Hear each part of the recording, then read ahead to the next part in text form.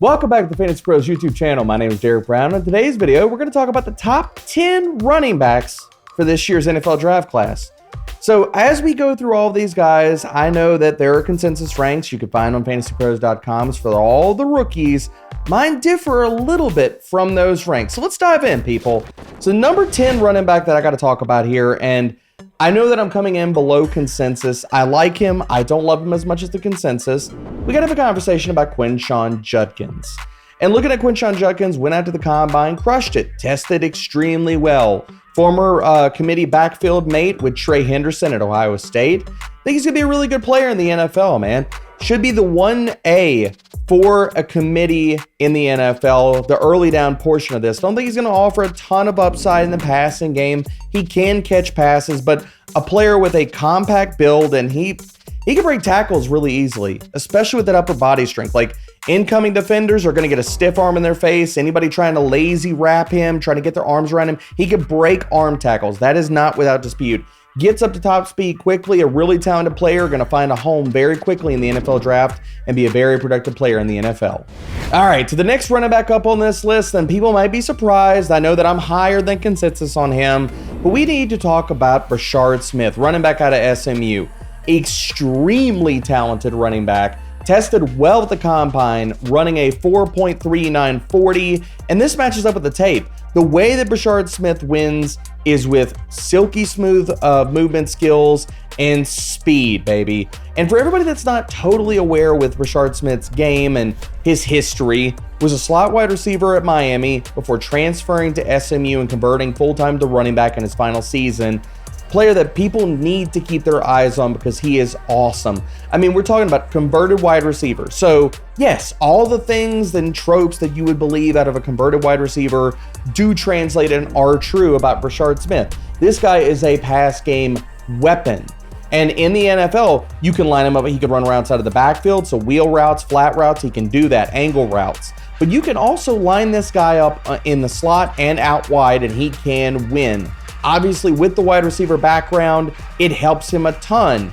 So it's not just, okay, could use him as a dump-off option in the passing game. Yeah, you can. But there's so much more utility to his game at the NFL level that a creative OC in the NFL can access, as well as we're talking about a running back that last year at SMU, 34th in breakaway run rate, second in receiving grade, and 22nd in yards per route run. I just want Brashard Smith to get solid draft capital, and he's going to go zooming up people's boards, and people are going to put more respect on his name entering the NFL. My RB9 in this class.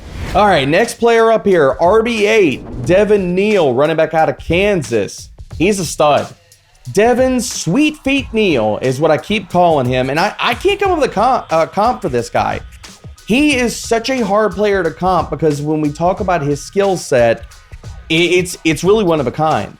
His vision and footwork and lateral agility are all top shelf, and that's how he wins. With his footwork and movement skills, dicing up, carving up defenses, especially once he gets to the second level, he can make defenders look silly, creating a ton of yards on his own, but also exhibiting the vision and the patience to allow his blocks to set up in front of him. And Devin Neal can also break off chunk plays. Now, is he going to be a home run guy in the NFL? No. But if you watched his film, you knew that wasn't the case. So him running a 4.55, close to a 4.6, does not surprise me. But he also was really, really good in the jumps at the combine. So we need to talk about him in the proper light as a guy that can handle volume, can create yards on his own, and was also top 20 in breakaway run rate in 2 of the last collegiate seasons. Devin Neal, come on down. Should be a third-round pick in the NFL draft and a guy that could be a starter in 2025. You need to sit here and be high on him because the guy is talented. All right, getting to RB7 on the list, Bhayshul Tuten, who crushed the combine. Andrew Erickson is over the moon for this guy, and I love Bhayshul Tuten as well. Trying to push him up my ranks. Pre-combine, he was in the RB10, RB11 range, but after what we saw at the combine, I got to put more respect on his name. Bhayshul Tuten, especially when we look at the metrics from last year, before even talking about the rest of his skill set, 10th in yards after contact per attempt, 10th in breakaway run rate, 8th of elusive rating. Yeah, tackle breaking. You gotta love it, people, because it translates to the NFL, and you mix this with the amazing testing that he had in the combine, and this is a guy that maybe, I don't know if he gets in the second round of the NFL draft. Maybe it happens, because while we don't like to double count things like speed in fantasy, saying, all right, I watched your film, I know you're fast. You go out to the combine and prove you're fast, okay, fine. We don't need to double count that, but sometimes with something as sexy and alluring as speed, raw, nasty speed, the NFL does kind of double count that at times. So I don't project that he's going to go in the second round of the NFL draft, but I will not be surprised if it does happen and a team falls in love with him.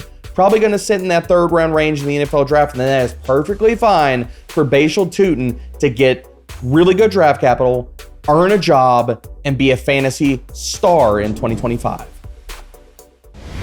All right, next man up on the list, and I got to his film a little bit late, so if you've been following my ranks over at FantasyPros.com, my rookie rankings, you would see that DJ Giddens has been moving up the board, running back out of Kansas State. And this is for good reason. DJ Giddens is extremely talented, and while people start rattling off names of the top running backs in this class, you don't hear DJ Giddens' name usually in that conversation, and it should be. It really, really should be. For a running back that last season, 16th in yards after contact per attempt, 6th in breakaway run rate, 22nd in elusive rating, and all of these wonderful tackle breaking metrics translate to the film.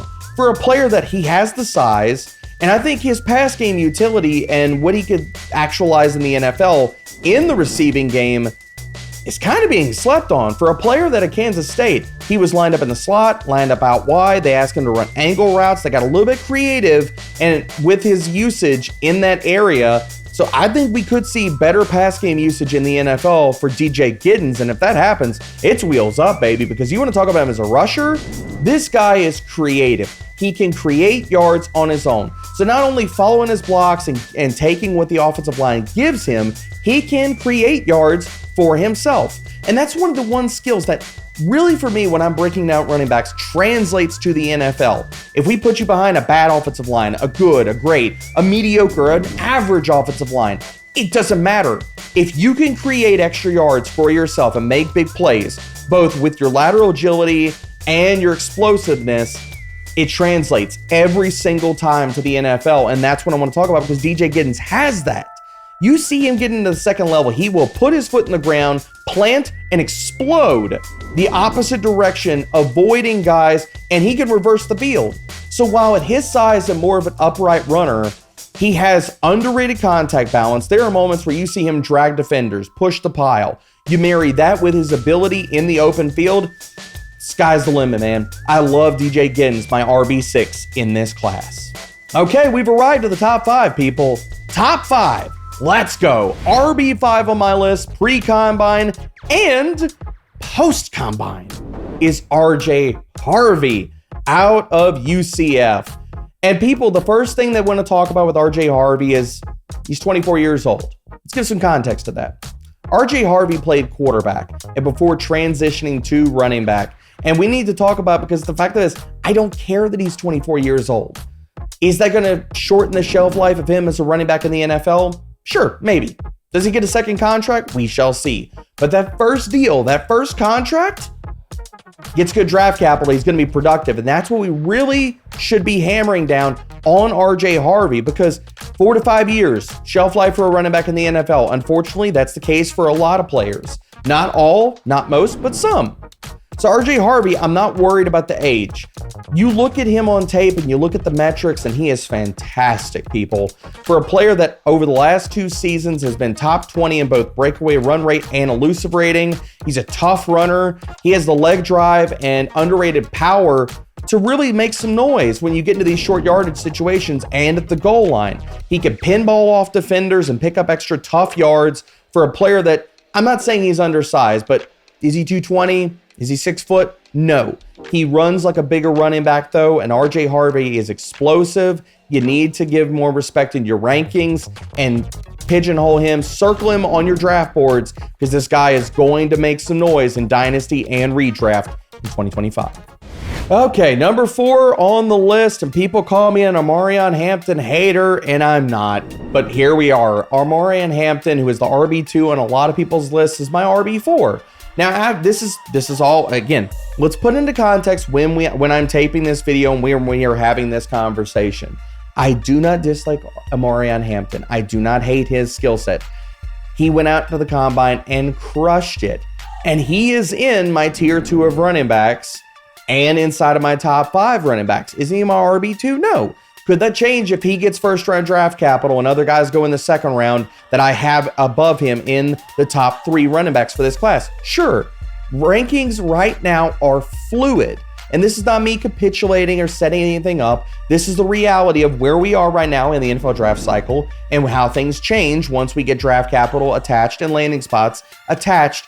Guys move within a tier. He is firmly a tier 2 running back for me. Could he jump up into my top 3? Absolutely. But right now, Omarion Hampton is my RB4, and he's a very, very talented running back. Again, talked about him crushing the combine.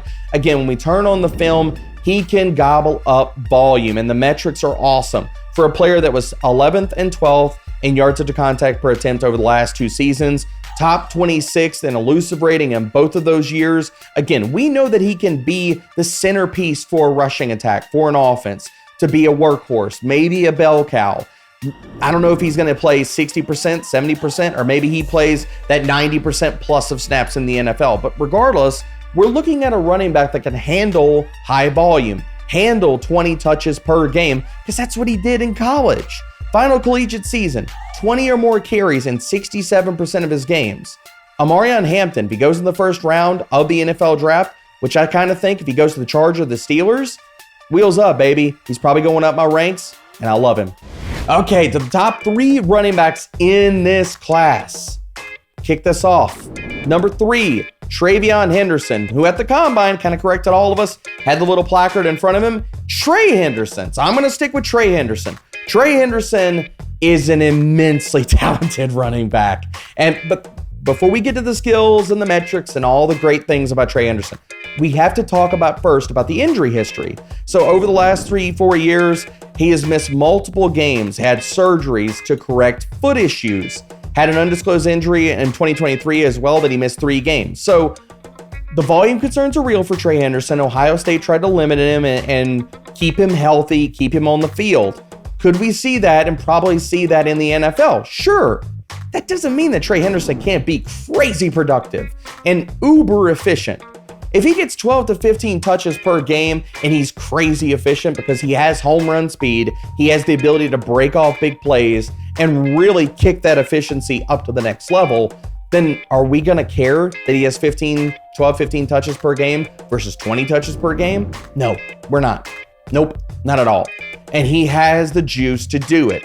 Trey Henderson runs like a pissed off Tasmanian devil. He runs with underrated power. He runs angry and he runs mean. And this guy can create big plays. We're talking about a running back that in 2 of the last 4 seasons has ranked top 8 in yards after contact per attempt and top 22 in breakaway run rate. He's been awesome, and he's going to offer an NFL team some utility in the passing game. For a player that has been top 22 in receiving game over the last 2 years, Trey Henderson could, get 14 to 15 touches per week and be an awesome RB1, even if he doesn't volume his way or garner enough volume to get to 20 touches per game, might not matter at all. Trey Henderson is the truth. He's a top 3 back in this class. All right, to my top 2 running backs, and we have not talked about this name, and I'm not moving off of him. I love him. Kaleb Johnson. People can be surprised and say, look, just digging my heels in. It's not so much digging my heels in, people, about why before Combine and after Combine that I've kept Kaleb Johnson as my RB2. It's the fact that I'm not being scared or worried about the fact that a running back that is almost 230 pounds, so coming in the Combine at 224, ran a 4.58 40. He still got up to 22.2 miles per hour per next-gen stats at the Combine, had the 6th best acceleration at the Combine as well. So, considering all of that, I'm not worried about his speed. Why are you? Because if you look at the tape and you look at the film and you look at the metrics, Kaleb Johnson is a freaking stud. For a running back that last year ranked 8th in yards after contact per attempt, and was also top 14 in both breakaway run rate, actually 5th. You can't be slow to be breaking off long runs like that, can you? Don't think so. And 14th in elusive rating. Kaleb Johnson can garner volume as the size, we just talked about this, as well as he's got a great feel for press and flow through the offensive line, following his blocks, and can explode upfield, and really has the physicality to also earn extra yards, as well as beat guys in a phone booth. So Kaleb Johnson was my RB2 before the combine and remains my RB2 leaving the NFL combine. All right, to the number 1 guy on this list. You knew it was coming. I mean, come on. I'm not crazy. It's Ashton Jeanty, baby. The best running back in this class coming out of Boise State. Ashton Jeanty is a stud, and all the hype and all the praise and all the hope we have for his NFL future is real, and we also need to be high on him. He is amazing. For a player that ranked top 12 in basically every single tackle breaking metric you can pull up, but it's the pass game utility I really want to highlight here that could take his game to another level as far as what we project and what we hope for in fantasy. For a player in 2023, Boise State, lined up in the slot or out wide on 18.3% of his snaps. Now you look at how his usage went totally away from that. In 2024, he was only in the slot or out wide on 2.3% of his snaps, as they were kind of feeding him all this early down volume, and he was just chewing up defenses. We could see more pass game utility and creative usage in the NFL, depending on what team grabs him in the NFL draft. And he can produce in that role, in the passing game. In 2023, he was first in receiving grade against all FBS running backs with at least 20 targets, and second in yards per route run. So don't sleep on the fact that not only is he a stud on the early downs, but he is a really, really talented pass catcher. And we talk about what he can do in the early downs. He is a Batman level tool belt of tackle breaking moves that he deploys against incoming defenders. Ashton Jeanty heard my review of his Batman skills and also liked it.